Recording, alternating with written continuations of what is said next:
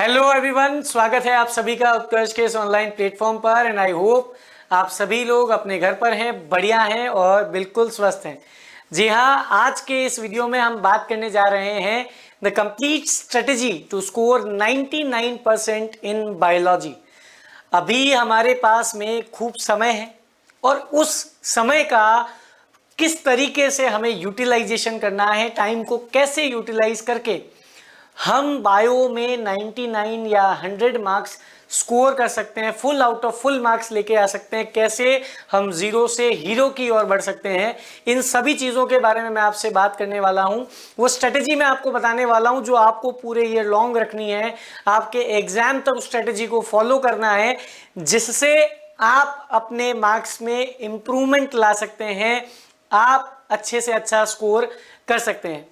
जब भी session start होता है, हम एक किसी नई क्लास में एंटर करते हैं। जैसे मान लीजिए कोई 10th का बच्चा है, 11th में एंटर कर रहा है, 9th का बच्चा 10th में एंटर कर रहा है, 11th का बच्चा 12th में एंटर कर रहा है। मतलब जब भी सेशन शुरू होता है और हम नई क्लास में एंटर करते हैं तो बहुत सारे सपने हम अपने अंदर रखते हैं कि हाँ भाई, मैं इस साल इतना पढ़ूंगा, मैं इस साल इतना अच्छा स्कोर करूंगा, मैं ये करूंगा, मैं दिल्ली पढ़ूंगा, मैं वो करूंगा।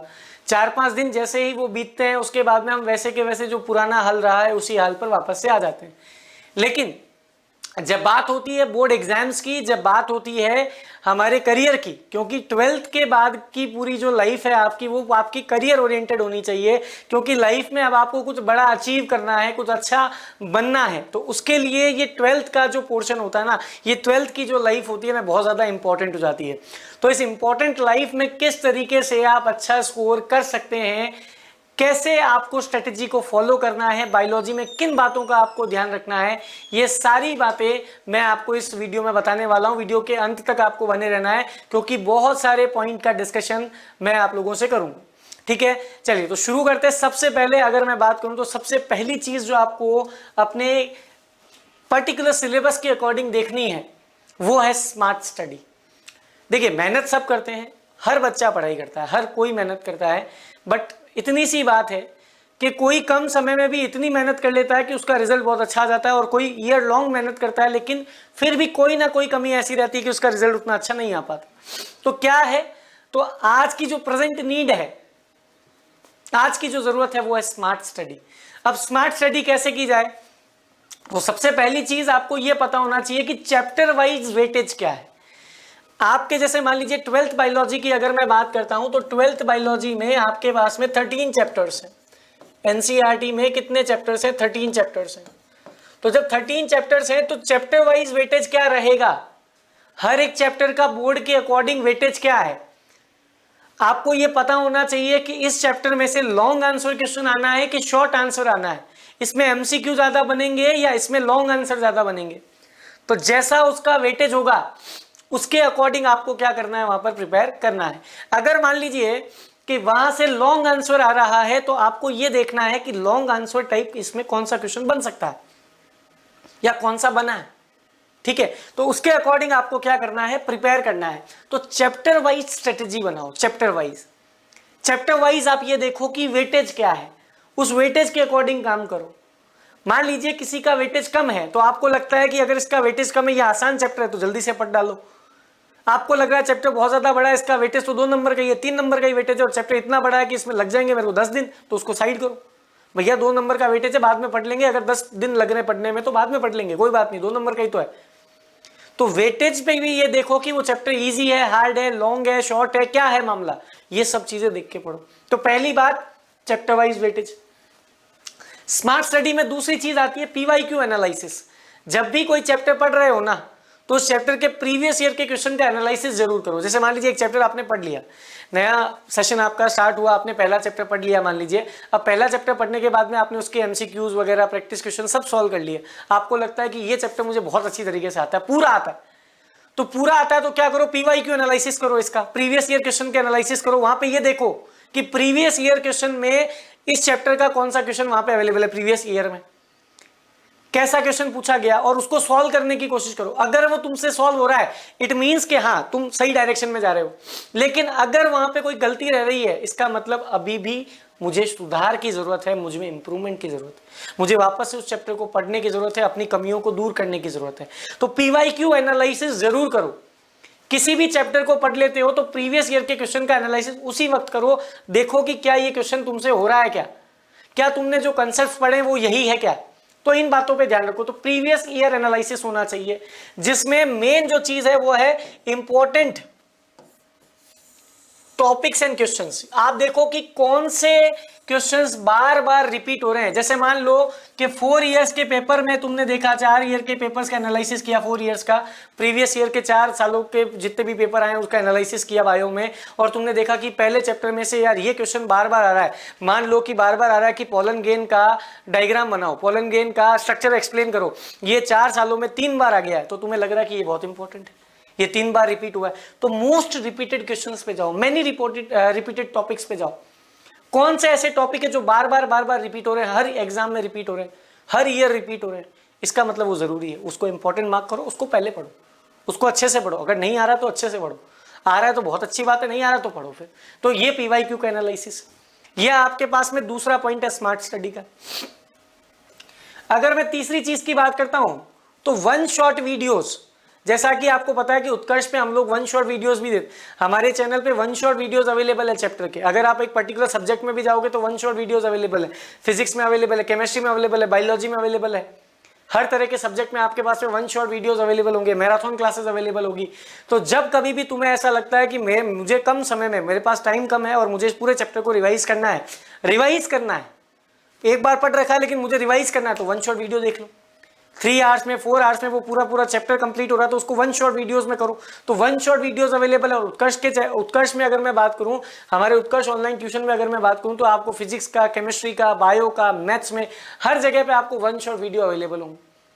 तो आप पर्टिकुलर वन शॉट वीडियो का भी हेल्प ले सकते हैं। जब आपको उस चैप्टर को जल्दी से जल्दी रिवाइज करना है तो वन शॉट वीडियो से पढ़ो। To want to complete chapter quickly, अगर आप तेजी से उस चैप्टर को खत्म करना चाहते हैं, रिवाइज जल्दी करना चाहते हैं, तो वन शॉट वीडियो की रिलायबिलिटी है। MCQ practice and answer writing, देखिए आप बोर्ड के स्टूडेंट्स हैं, आप 12th बोर्ड में आंसर राइटिंग पे आपको बहुत ध्यान देने की जरूरत है। हर बार क्या होता है, नॉलेज तो पूरी है, मान लीजिए चैप्टर पूरा आता है, पर आंसर लिखने का तरीका नहीं, आपको पता नहीं है कि इसका आंसर मैं कैसे लिखूंगा या कैसे लिखा जाएगा, ये आपको पता नहीं है। तो ऐसे में आपको क्या करना है भैया, तो ऐसे में आपको करना है MCQ प्रैक्टिस। क्या करनी है, MCQ प्रैक्टिस करनी है। MCQ प्रैक्टिस के करने के साथ साथ में आंसर राइटिंग, लिखने की आदत डालो। प्रेजेंट केसेस में, प्रेजेंट सिनेरियो में अगर मैं देखूं तो मैक्सिमम स्टूडेंट्स को लिखने का मन नहीं होता, लिखने की आदत नहीं है।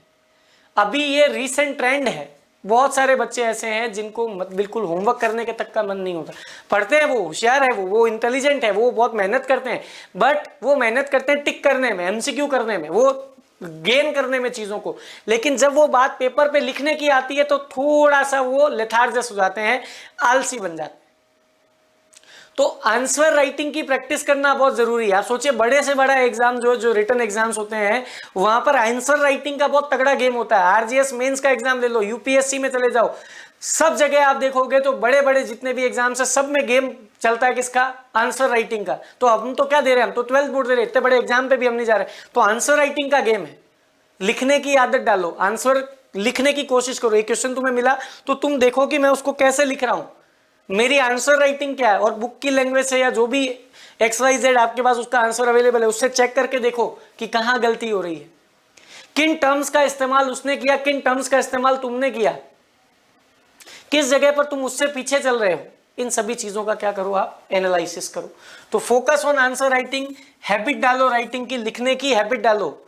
जितना स्पीडली लिखोगे, जितनी हैबिट डालोगे राइटिंग की, उतनी हैंड राइटिंग भी इंप्रूव होगी और उतना ही लिखने का प्रैक्टिस जो होगा वो बढ़ता जाएगा, फटाफट लिख पाओगे।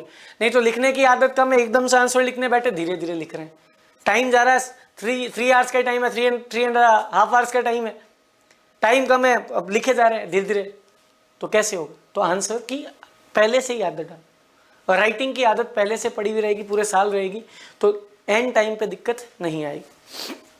Practice question after covering chapters, हर एक चैप्टर को कवर करने के बाद में उसके क्वेश्चंस की प्रैक्टिस करो। अभी खूब समय है इसलिए बता रहा हूं ये स्ट्रेटेजी, इसको फॉलो करोगे तो लास्ट में दिक्कत नहीं आएगी। समझ गए आप, ये वही वाली कंडीशन है जब आपको कहा जा रहा है कि रोज एक एक ईंट रखते जाना, हर दिन एक ईंट रखना, और रोज रखते जाना, साल के एंड में मिलेंगे। तो साल के एंड में कितनी ईंटें रखनी?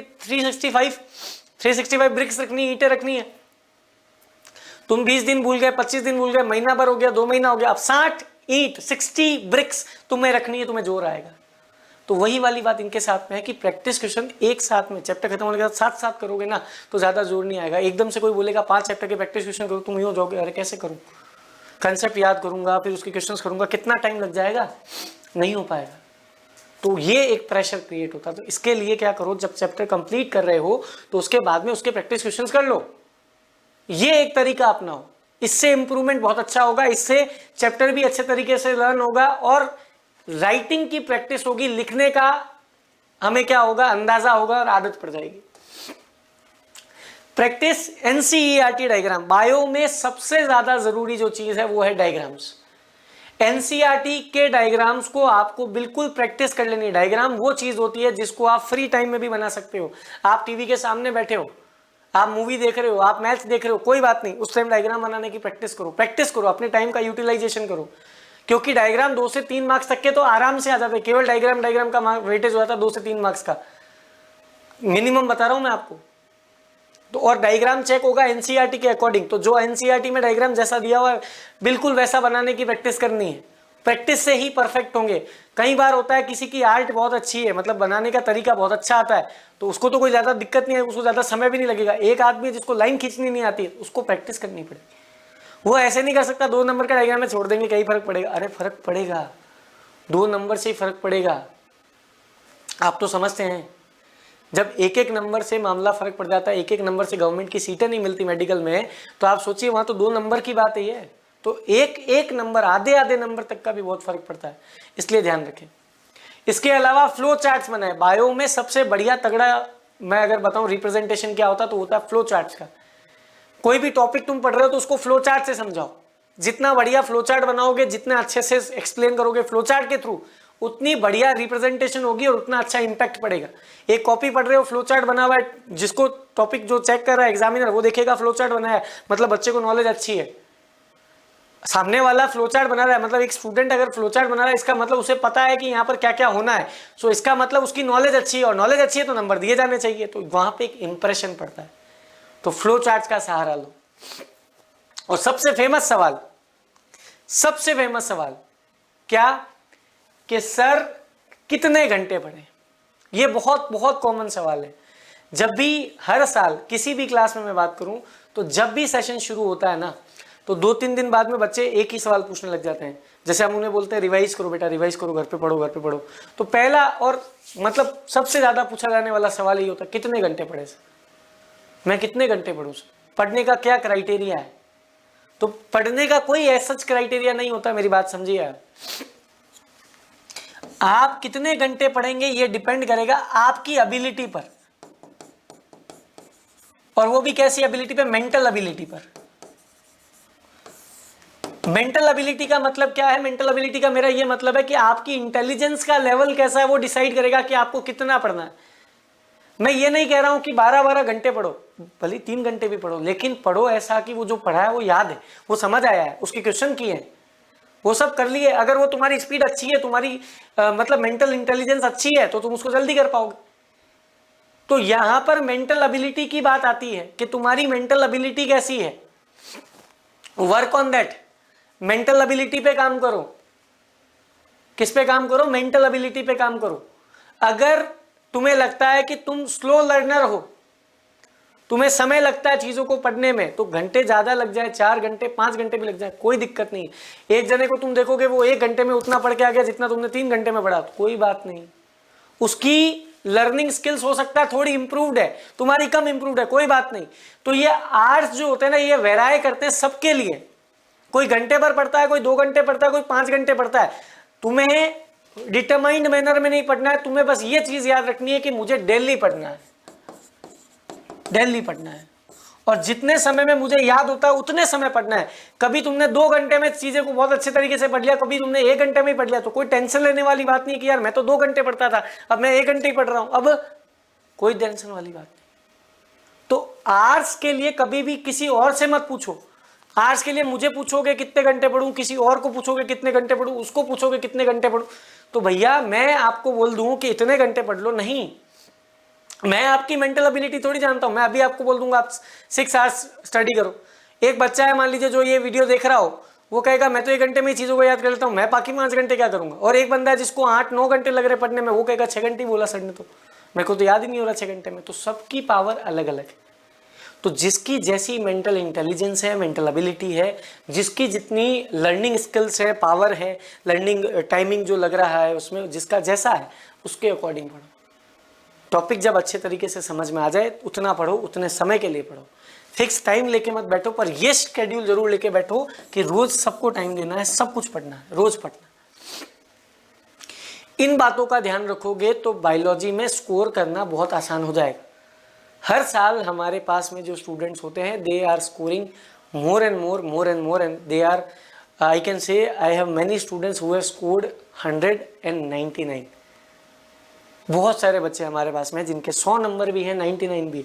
अब मैं ये नेग्लेक्ट नहीं कर रहा हूँ 78 वाले को, मैं नेग्लेक्ट नहीं कर रहा हूँ 65 वाले को, मैं नेग्लेक्ट नहीं कर रहा हूँ 55, बट मैं स्ट्रेटेजी के बारे में बात कर रहा हूं जहां से आप अपने स्कोर्स इंप्रूव कर सकते हैं।